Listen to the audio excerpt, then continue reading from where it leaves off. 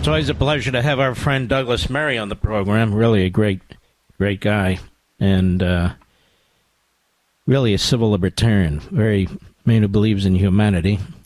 I like to think I do as well. Welcome, Douglas.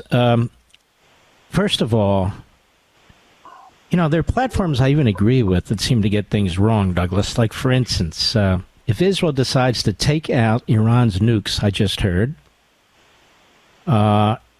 on its own, because there's no deal or there's a deal it doesn't agree with, then Israel will be dragging the United States into war.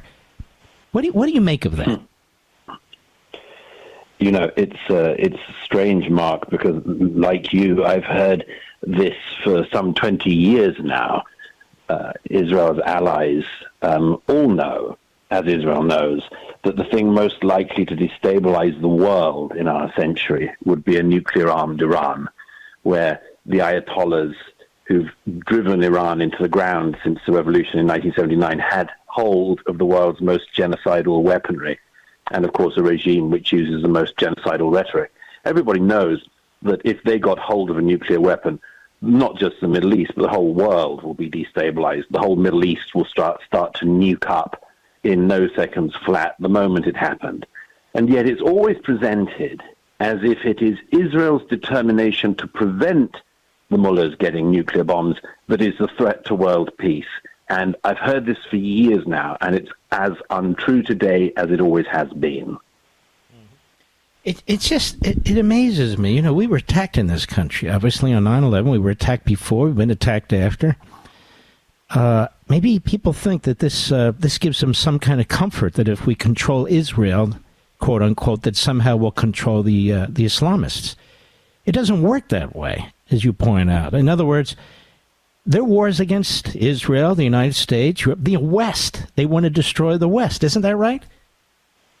Well, yes, and I mean every single one of the mouthpieces, official and unofficial, in this country, in the United States of America, all the mouthpieces of Iran all say this. It's not like we have to go hunting for their intentions. Whether it's a student group at Columbia University that says it wants to destroy Israel, but also to, quote, eradicate Western civilization. Yes, eradicate Western civilization. But they always say it, just as the Ayatollah Khomeini, again last week, responding to President Trump's visit to the Middle East, said what he had to say against the president and leading chants of death to America. I mean, sure, they chant death to Israel, but they always chant death to America as well. And I'm always bewildered by the number of people who think it's sort of hard to tell exactly what the Ayatollah wants. Like, he does it every week. This is what he's done, and his regime has done for 46 years. I don't think these people take 9/11 seriously. I don't. It's the same mentality. It's the same ideology. It's the same mission. You point out, it's not like they're hiding it. No, they're proud of it. And so this 9/11 occurs. Thousands of Americans are slaughtered. And they act like Israel's the problem. Israel had nothing to do with that. And by the way, Douglas, when we decided to take on Al-Qaeda and ISIS and so forth, did we ask Israel their opinion? Did we ask Europe's opinion? Did we ask anybody their opinion, or did we just take care of business? Right. And by the way, I mean, not just America that takes care of business quite rightly when America needs to take care of business. Every sensible country, even some pretty nonsensible ones like France, when Paris was attacked in 2015 and people were massacred at the Bataclan Theatre and in the stadium outside of Paris by suicide bombers, President Hollande, a left-wing socialist French president, didn't go around asking everyone if he had permission to bomb ISIS in Syria and Iraq. He did it. He got some allies together, and they bombed the hell out of ISIS and stopped ISIS from being able to carry out attacks like that. And everybody knew that was France's right to do that, because they wanted to stop citizens being murdered in the center of Paris and other French cities. And it's so bizarre. Every nation rightly has a survival instinct, and that includes knowing better than anyone else how to protect your people. And the Israeli government always prioritize, of course, the safety of the people of Israel, because that's their job. That's what they're the government to do.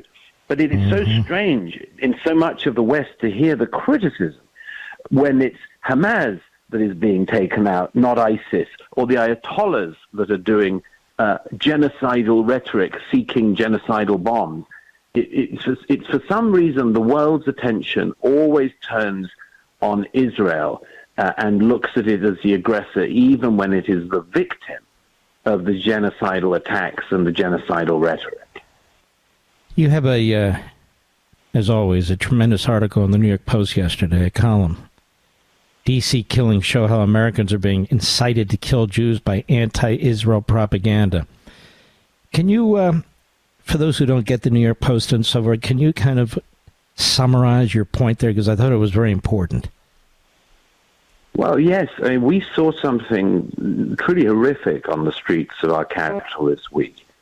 The assassination in cold blood of two people leaving a Jewish museum in the center of Washington, D.C., and the gunman, the killer, shouting, "Free, free Palestine," as he reloaded his gun and shot the female victim to death, along with her fiancé. And that chant is very telling, because it's the same chant that Americans have had to put up with in major cities for the last 19 months. And one of the things that's very important about the murders that happened on the streets of D.C.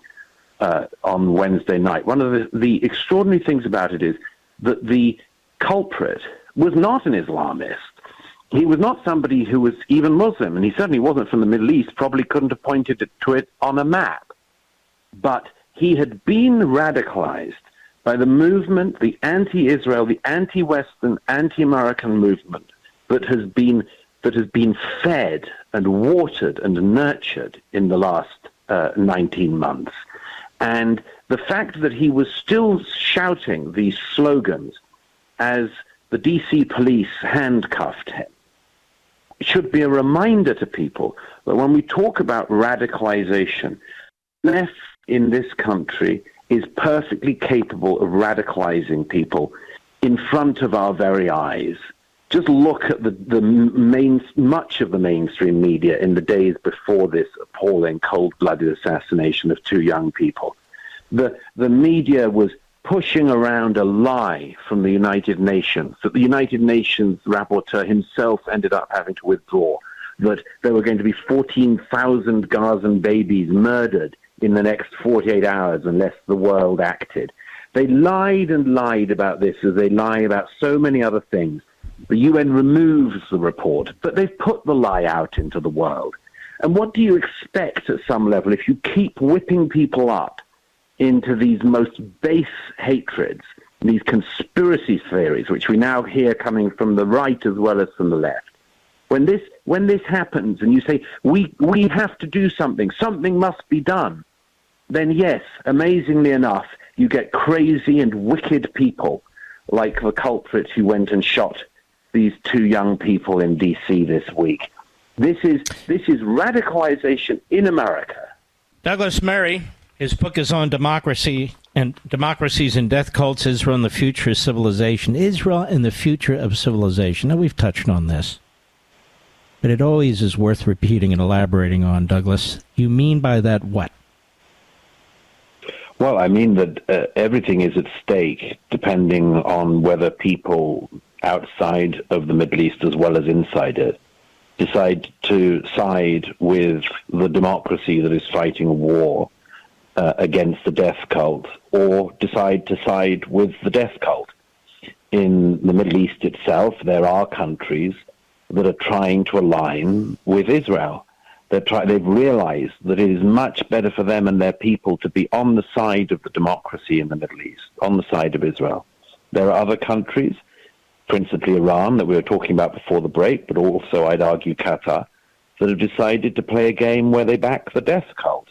But the same divide occurs in America. The same divide occurs on our streets here.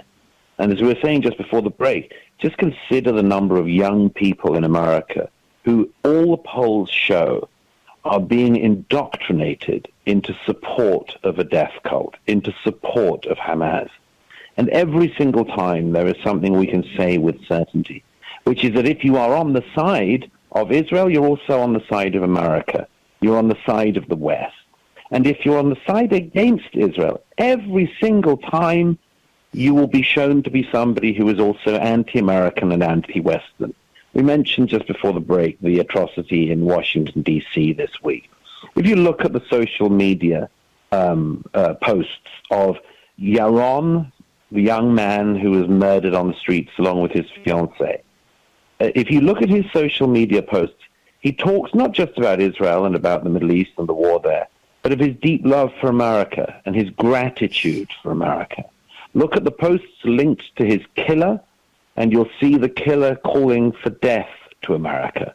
He brought death to two beautiful young people this week in Washington, D.C., but he also wished death on the whole of America.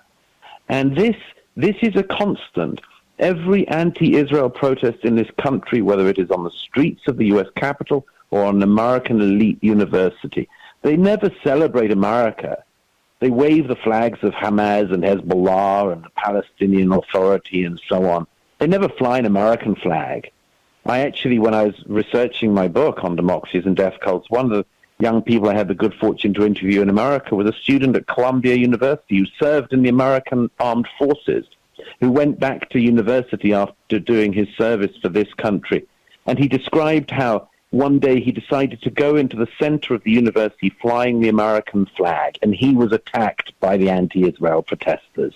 And as he said to me, what is it that a flag I fought for and I lost my comrades fighting for is a flag that people are trying to stop me putting up in a campus in the United States of America, the flag of this country. It really is just unbelievable. Now, we have billions and billions of dollars flowing into this country from a number of countries, but primarily, top of the list is Qatar. Qatar is a terror state. Qatar has funded Hamas. Qatar has funded the Muslim Brotherhood. It basically is the Muslim Brotherhood. It also has given protection to the leadership of Hamas as well as the Taliban, and is working with Iran. Why do we tolerate this? We're making deals with them. Why do we tolerate their money coming into our country and destroying our colleges and universities and taking over big chunks of our culture? You know, Mark, I have to say, you are one of the very few people who has been asking this question and demanding answers for it. So few people in America have. People talk about lobby groups this and foreign funding this. There have been billions of dollars that have been pumped into the United States of America in recent years by Qatar, which is a country of a few 100,000 people with a sort of slave class that they import with second-class citizenship rights to wait on them and to serve them. And they have pumped, as you said, hatred and ideology around the world. They funded Hamas. They host Hamas. They give sanctuary to Hamas, just as the Qataris did to al-Qaeda figures in the 1990s. But they are allowed to fund institution after institution, university after university. They pay hundreds of millions of dollars a year for lobbying in Washington, D.C.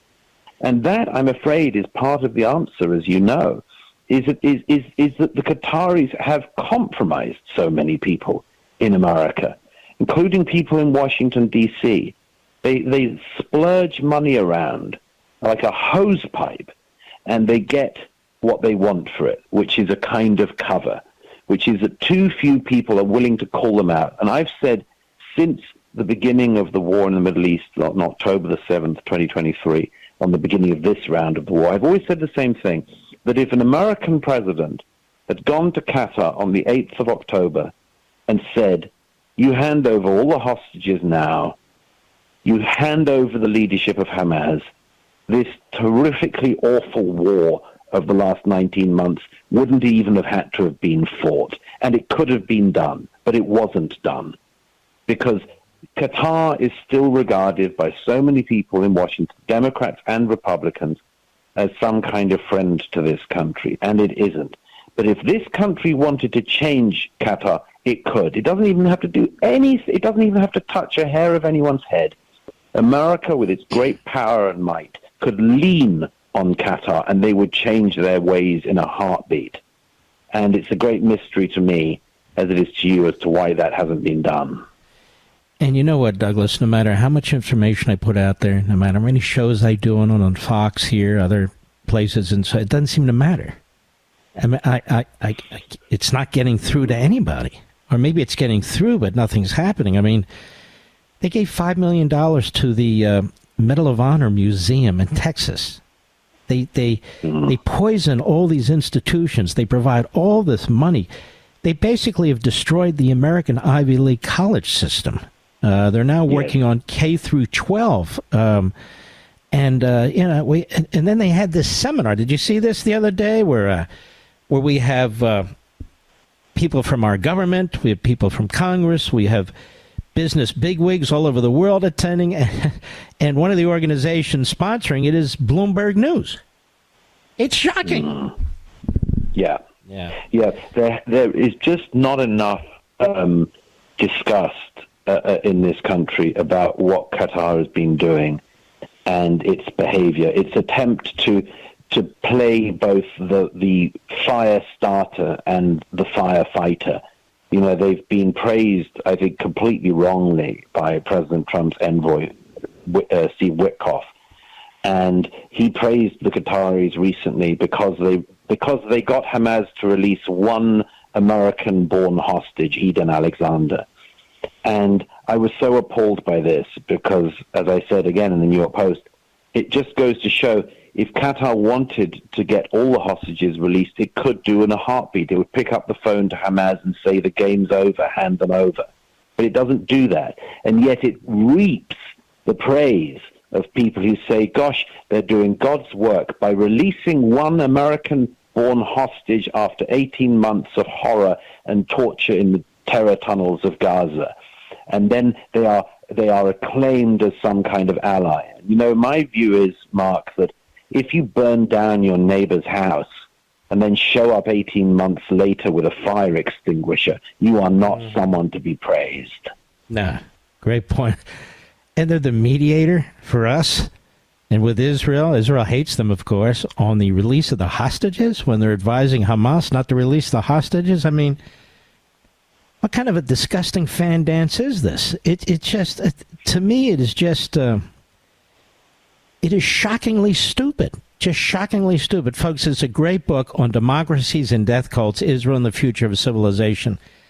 You can see Douglas Murray is a very unique person, very intelligent, and really superb communicator. And Douglas, I want to thank you for all you're doing. Oh, one other thing.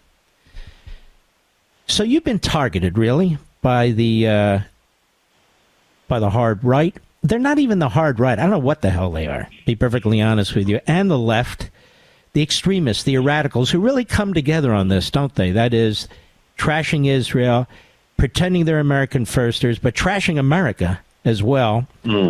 They all sound like Bernie Sanders, but they pretend they're not. And you've been the target of this. What has that been like? Well, it's all water off a duck's back, frankly, Mark. But it is strange to me. I call them the anti-American right. The people who believe that America is based... You know, there are people on the left we've heard of for years, and you and I, many others, have called them out. The people on the left who believe that America is rotten. And we have criticized those people, and we've been horrified by them, and those guys have lost badly at the ballot box. But we also now have people on the right in America who also believe that America has never been a force for good in the world. They say, we mustn't do anything. We must be the world's premier power, but America mustn't do anything because it's never done anything right. Never. Now they want to take the great victory of the Western Alliance in World War II away from us as well.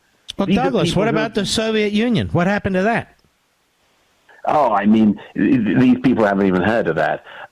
They are intent. They are intent on portraying America as the bad guy in the world. And I'm used to hearing this from the radical left. But hearing it from the radical right, the know-nothing right, is really extraordinary. Nevertheless, we're going to have to push back on it because, you know, if that stuff gets anywhere near the center of the Republican Party, then it will be as toxic as AOC and Ilhan Omar and co have been for the Democratic Party. So, but I believe in the goodness of the American people, and I believe that the American people want to be the country that they are, with a noble and a good history. And they don't want to hear these people from left or right talking this country down. I think that's right. All right, folks. Douglas, thank you for everything, and God bless you, my friend. And you. Thank you. Be well. Be well. Be safe.